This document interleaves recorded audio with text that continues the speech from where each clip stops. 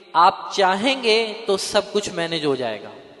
आप जब इरादा कर लेंगे कि मैंने सीखना है, पढ़ना है, अमल खैर करना है, तो रमज़ान के बाद भी आप अपनी ज़िंदगी को मैनेज कर सकते हैं।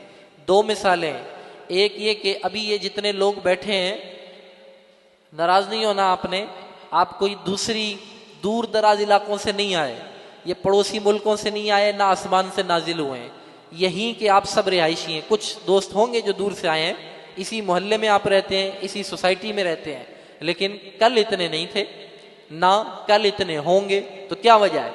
आज आपने फोकस किया था, नीयत की थी कि मैंने मस्जिद में जाना है, इस मुकद्दस रात की बरकतें समेटनी है, तो आपने चाहा अपनी तमाम तर मसरूफियात को मैनेज कर लिया, अल्लाह के घर में आ गए। तो गुजारिश अर्ज करने का मतलब ये है कि आप चाहेंगे तो हर नमाज के वक्त आप जमात में हाजिर हो सकेंगे। आप चाहेंगे जो अमल खैर करना, अल्लाह ताला आपके लिए राहों को आसान कर देगा। तो रमज़ान की इस चार्जिंग को खुदा के लिए ज़ाया मत कीजिएगा।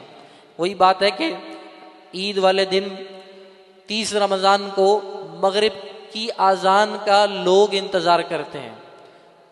अजान वही है, मस्जिद वही है, स्पीकर वही है, अजान देने वाला बंदा भी वही है, ज़मीन का खित्ता, मुल्क, शहर भी वही है।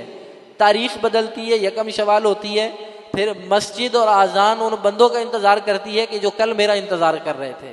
तो ये हमारा अलमिया है।